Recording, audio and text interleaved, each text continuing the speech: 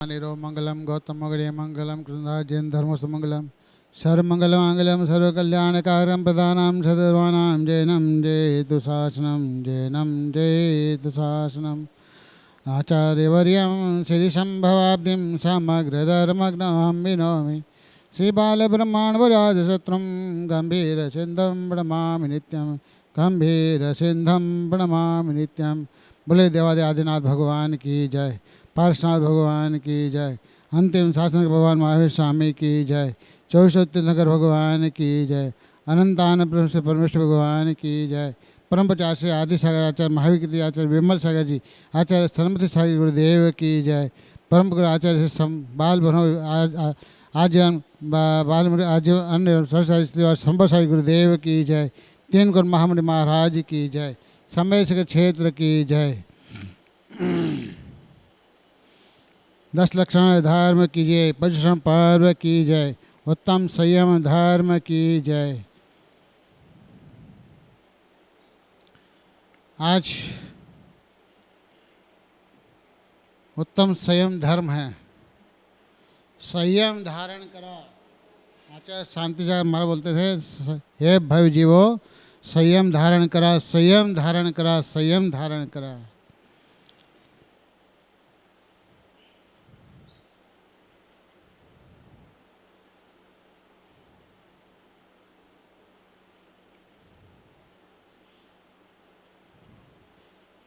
संयम माने क्या?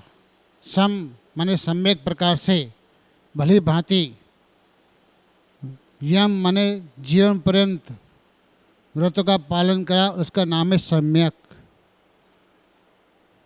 संयम। जिस प्रकार बिना ब्रेक की गाड़ी गड्ढे में जाती है, बिना नींव के महल नहीं बनता ठहरता है, बिना जड़ के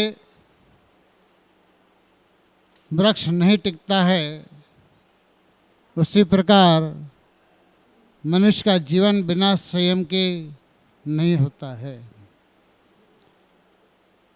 संयम संसार में 2 प्रकार का है, प्राणी संयम और इंद्रिय संयम।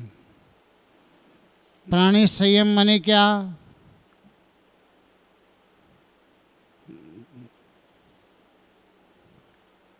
प्राणी संयम माने 5 स्थावर जीव हैं, पृथ्वी कायक, जल कायक, अग्नि कायक, वायु कायक, वनस्पति कायक। इनकी विराधना न करना और त्रस 2 इंद्रिय, 3 इंद्रिय, 4 इंद्रिय, पंचेंद्रिय, शनि अशनि, ये त्रस कहलाते हैं। इनकी हमारे द्वारा हिंसा न हो, इसका नाम है प्राणी संयम। और मन, 5 इंद्रिय और मन को वश में करना। सबसे पहले इन 5 इंद्रिय को वश में करने के लिए क्या करना होता है? शरीर माध्यम खलु धर्म साधनम। शरीर के माध्यम से धर्म की साधना होती है। शरीर नहीं है तो कोई भी साधना नहीं कर सकते हैं। इसलिए शरीर को स्वस्थ रखने के लिए when health is lost and nothing is lost. धन नष्ट हुआ तो कुछ भी नष्ट नहीं हुआ, फिर कमा लेगा। धन तो फिर कमा लेगा, परंतु when health is lost something is lost. स्वास्थ्य कुछ गड़बड़ हुआ तो कुछ नष्ट हुआ, और व्हेन कर्ट is lost everything is lost. ये चारित्र नष्ट होता सब कुछ चला गया। इसलिए चारित्र को पक्का रखना होगा। चारित्रम खलु धम्मो, चारित्र को ही धर्म का है। इसलिए कहते हैं कि वद समिधि कषायाणाम दंडानम ध्यानम पंचणम धारणम पालनम निग्रह चाओ जो संयमो भणियो। व्रत माने 5 व्रत होते हैं। अहिंसा महाव्रत, सत्य महाव्रत, आचर्य महाव्रत, ब्रह्मचर्य महाव्रत, अपरिग्रह महाव्रत। समिति, 5 समिति है। क्रिया समिति, भाषा समिति, यष्णा समिति, आदानिक समिति और उत्सव समिति। कसाय 4, 5 समिति का पालन करना, 5 महाभारत का पालन करना और 4 कसाय क्रोध, मान, माया, लोभ, इनका निग्रह करना और 3 दंड का त्याग करना, मन दंड, वचन दंड और काय दंड। इसका नाम है संयम। 5 इंद्रिय विजय पाने के लिए सर्वप्रथम 5 इंद्रिय कौन कौन सी है? स्पर्शन, रसना, घ्राण, चक्षुर, कर्ण, ये 5 इंद्रिय है। इसमें 2 इंद्रिय को कंट्रोल करना है। सबसे पहले रसना इंद्रिय। रसना इंद्रिय को कंट्रोल करने के लिए षट रस सहित भोजन करना, घी, तेल, नमक, मीठा, दूध, दही, इसका स्वाद रस षट रस से भोजन करना और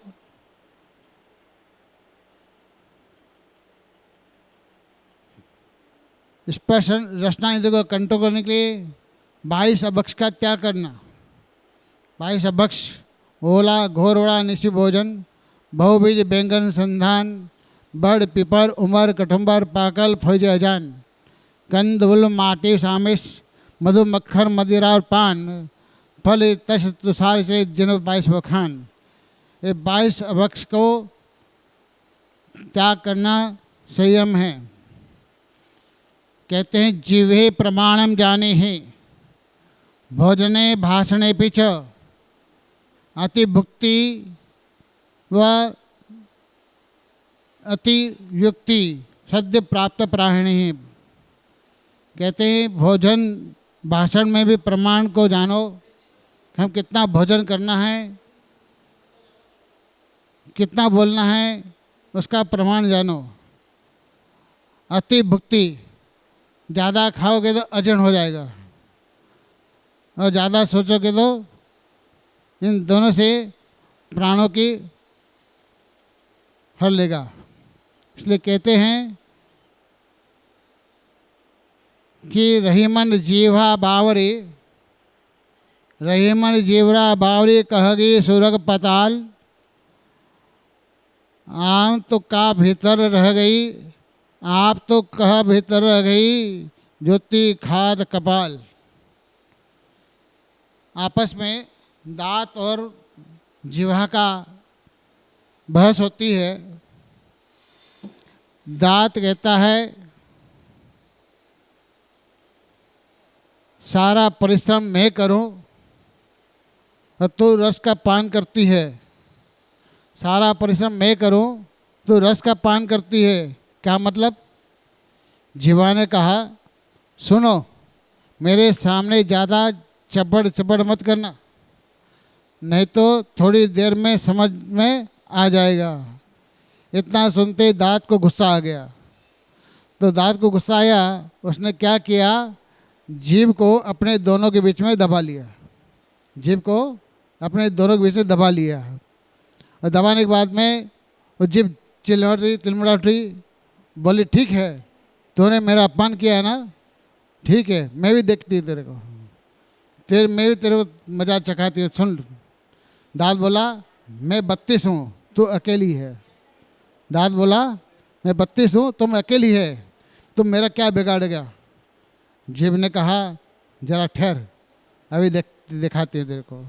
कुछ समय बाद एक पहलवान आता है। एक पहलवान आता है और जीवा ने उन्हें 4-6 गालियाँ दे दी। एक पहलवान आया, उसने 4-6 गालियाँ दे दी और पहलवान को गुस्सा आ गया तो उसने एक गुस्सा मुंह पे मार दिया। तो मुंह पे मार दिया, फिर क्या था, दोनों 32 से 32 बाहर आ गए उसके। क्या सुन रहा है रे? दोनों 32 बाहर आ गए हैं। तो केले की तरफ खिल हुए हंसी। तो वचनों का थोड़ा सा भी असंयम कि तुम मेरा क्या बिगाड़ लेगा हैं, तो जीवा ने पिटवा कर उसके सारी शकल बिगाड़ दी। इसलिए यह वाणी के असंयम का फल है। अंधे को अंधे को मत कहो, हाँ, काने को काना मत कहो, ये वाणी का फल है। इससे पूरा भारत रचा गया है। कहते हैं कि सर्प ने मेंढक को मुंह में दबा लिया, सर्प ने मेंढक को मुंह में दबा लिया तो आधा अंदर आधा बाहर रह गया, आधा अंदर आधा बाहर रह गया, किंतु वह मेंढक उस परिस्थिति में भी मछली को पकड़ने की कोशिश कर रहा है। यही दशा हमारे संसार प्राणी की है। कहते हैं कि कृष्ण का पुत्र प्रद्युम्न कुमार भाव व्यक्त करने की था कि माँ रोने लगी, भाव व्यक्त करने लगा, माँ रोने लगी। माँ को कष्ट तो होता है जब बेटा अपने संयम मार्ग में जाता है तो दीक्षा लेने जाता है तो माँ को कष्ट होता है, दुख होता है। तो वो कहता है तू मेरी माँ है, अब तू है अब तू ही मेरी अंतिम माँ होगी। माँ का आशीर्वाद मिला और दीक्षा ले ली, माँ का आशीर्वाद दीक्षा ले ली, उसे बहुत से मोक्ष चला गया। वज्रदंत चक्रवर्ती था, माली सहस्त्र दल वाला कमल में कमल भेंट किया माली ने। वो बहुत प्रसन्न हुआ। वो सूंघते सूंघते दूसरे देखता है कि पाखड़ी में एक भ्रमर पड़ा है। देखते ही उसकी नेत्र खुल गई और मोह की महिमा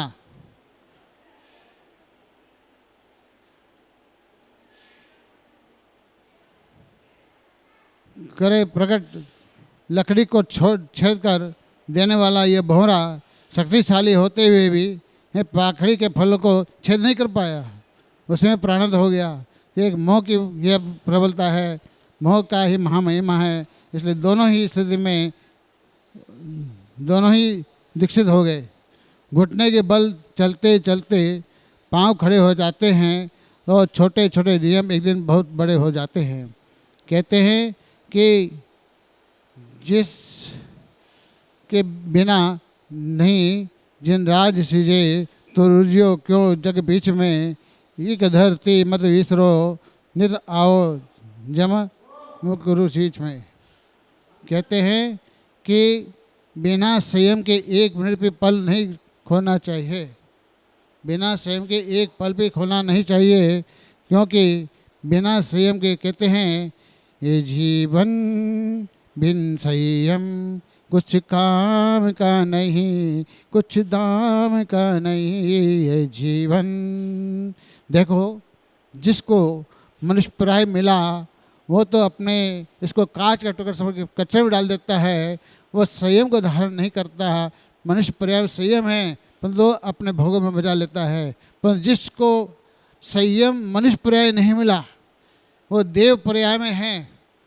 एक भव अवतारी भी है, सोधर बिंद्र भी है, द्वादश संग पाठी भी है, फिर भी वह मनुष्य पर्याय के लिए तरसता है कि मुझे कब मनुष्य पर्याय प्राप्त होगी, कब मैं मनुष्य बनूंगा, कब मैं संयम को ध्वनि बन के संयम धारण करूंगा, कब मैं आटो कर मोक्ष प्राप्त करूँ। इसलिए वह संयम के लिए वो तरसता है, क्योंकि मनुष्य पर्याय में ही एक ऐसी पर्याय है जब संयम धारण किया जाता है। कहते हैं जब भगवान तीर्थंकर का वैराग्य होता है तब लोकांतर आ करके उनको वैराग्य का बढ़ाते हैं। और जब वैराग्य हो गया, जब पालकी में भगवान विराजमान हो गए, उस समय देवतागण आते हैं, कहते हैं कि पहले हम पालकी उठाएंगे, और भूमि गुची मनुष्य कहते हैं हम पालकी उठाएंगे। दोनों में आपस में विवाद होता है। विवाद होते होते आपस में बहुत विवाद हुआ कि नहीं हम उठाएंगे, वो बोलते नहीं हम उठाएंगे। दोनों का समाधान करने के लिए माँ का पिता के पास गए और भगवान ने कहा, गुरु के पास गए और गुरु ने कहा जो संयम धारण करेगा वही भगवान की पालकी उठाएगा, जो संयम नहीं धारण नहीं कर सकता है वो भगवान की पालकी नहीं उठा सकता है। इतने में देवों के नाक नीचे हो गए, आंखें नीचे हो गई, मुंह नीचे हो गया, क्योंकि कहते हैं कि हम मनुष्य पर हमारे पर्याय बेकार है, क्योंकि बिना मनुष्य संयम के हम देव पर्याय में हैं, हम संयम धारण नहीं कर सकते हैं। इसलिए पहला पालके मनुष्य भूमि को चली उठाएंगे, क्योंकि मनुष्य पे संयम है। मनुष्य पर्याय एक ऐसे पर्याय है जहाँ संयम धारण करके मुक्ति को प्राप्त कर सकता है। इसलिए कहते हैं कि बिना संयम के एक पल भी, एक क्षण भी विस्तृत नहीं करना चाहिए। कहते हैं कि तीर्थंकर सागरदत्त मुनि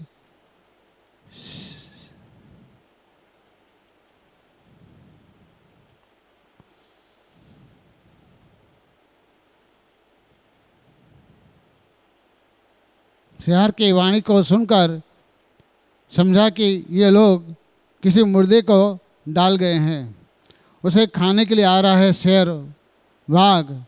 या आता देख मुनि ने अवधि ज्ञान से जान लिया कि मुर्दे को खाने के लिए आ रहा है।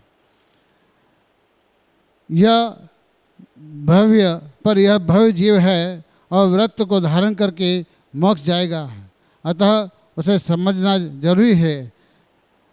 अज्ञानी पशु पाप परिणाम क्रूर होता है, इसलिए कहते एवं जानी आलसानी सास ठाने यह सिकादरो, जब लो न रोग है तब लो निधि जति करो। कि यह आलस को छोड़ करके साहस को पकड़ के सिख आदेश अपने जब को, जब तक ये रोग और बुढ़ापा जब तक नहीं आता है तब तक अपना हित कर लेना चाहिए। जैसे सुकुमार मुनि।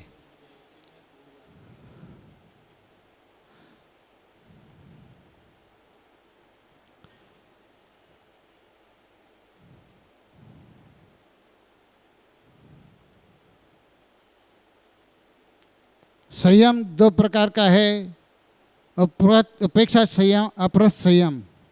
उपेक्षा संयम उत्कृष्ट सहन वालों को होता है और अपरस संयम अन्य सहन वाले को होता है। अपरस संयम तीन प्रकार का, प्राणसुख, वस्तिका और भोजन आदि का बाह्य साधन। अपहृत प्राणी संयम, मयूर पिछिका से मार्जन, जीवों की रक्षा, क्लिष्ट प्राणी को संयम। भोग कहते हैं भोग बुरे भोग रोग बराबर है जो जी के। अच्छा, 100 पुत्रों के साथ में संयम को लेकर के धारण करके मोक्ष गए हैं। एक स्पर्शन इंद्री के विशाल का हाथी भी हैं, स्पर्शन की मजा लेने वाला वह हाथी भी दुर्गुण प्राप्त हुआ। रचना इंद्री में मछली अपने प्राण गंवा देती है। शुभोंग चक्रवर्ती भी नरक में चला गया उस रचना इंद्री के कारण। और घ्राण इंद्री जो भंवर होता है वह भी अपना गांव गंवा देता है। और चक्षु इंद्री पतंगा दीपक के पास जाती है, अपना वहीं गांव प्राण गंवा देती है। और हिरण बिना की मधुर ध्वनि को सुनते ही और शिकार के हो जाता है। इसका एक इंद्रिय मजा लेने वाला है, नरक में चला जाता है। जो पांचों इंद्रियों में जो मजा लेता है वो कहाँ जाता है, ये समझ लेना भैया। इसलिए पांचों इंद्रियों में मजा नहीं लेना चाहिए। एक कहते हैं कि सागर देवता उनका शेर था और छठाई नाम की नागदत्ता थी। उसके 2 संतान थी, शिव कुमार और श्रीसेन। सेठानी नंद नाम का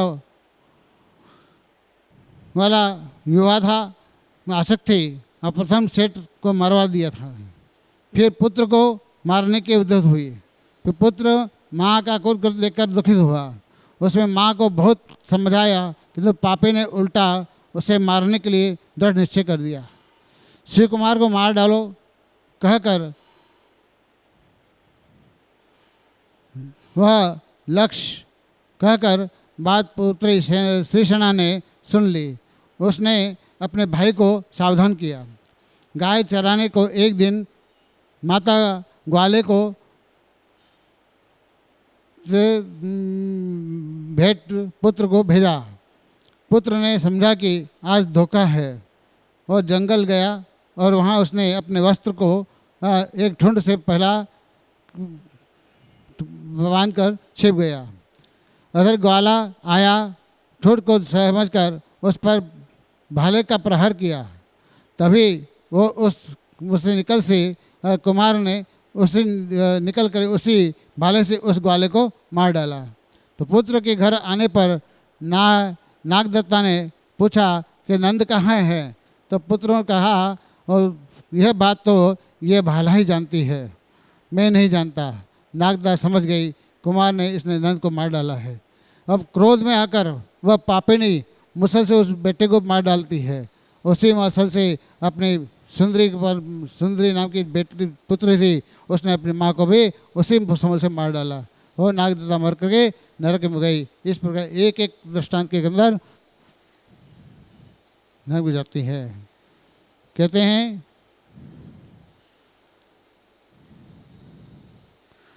अंतर विषय वासनावर्ते बाहर लोग लजा भारी, ताते परम निगंबर मुद्रा धर सके दिन संसारी। यथा यथा समायति संवित्तो तत्त्वमुत्तमं, तथा तथा न रोचन्ते विषया सुलभापि, यथा यथा न रोचन्ते विषया सुलभापि, तथा तथा न समायति संवित्तो तत्त्वम्। कि जैसे जैसे हृदय में उत्तम तत्व ज्ञान संयम की भावना उत्पन्न होती है, वैसे वैसे सुलभ विषय भी रुचिकर प्रकट नहीं होते हैं, और जैसे जैसे विषय रुचिकर नहीं होते हैं वैसे ज्ञान और संयम की प्राप्ति होती है। और संयम की भावना ही भावना नहीं तब विषय मनोज्ञ लगते हैं। संयम की भावना उत्पन्न होते ही विषय हलाल विष के समान मालूम हो जाते हैं।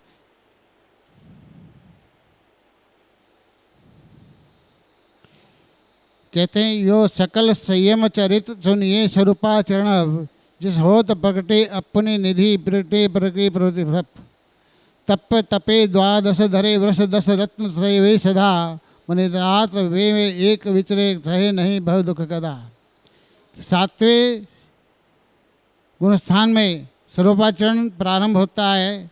यदि ऐसा न होता तो पहले स्वरूपाचरण का वर्णन किया जाता है, फिर सकल संयम इसी स्वरूप आचरण चारित्र को बताते हैं कि जिन परम प्रेनी सुविधि छेनी, धारी अंतर भेदिया वर्णादि अनुरागादि ते, निज भाव को न्यारा किया, निज माहे निज के हेतु निज कर आपको आपे गयो, गुण गुण ज्ञाता ज्ञान गेय मजार कदो भेजन रहो।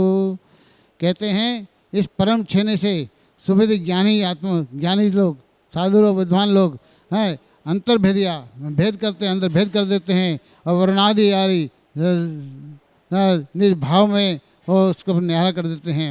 निज भाई निज के हेतु निज माही अपने अंदर ही अपने लिए ही निज अपने आप को प्राप्त करते हैं। और गुण गुण ज्ञाता गुण गुणी ज्ञाता ज्ञान के मजार का भेद, उसमें कोई भेद नहीं है। इस प्रकार से ये ज्ञानी और अज्ञानी में फर्क है।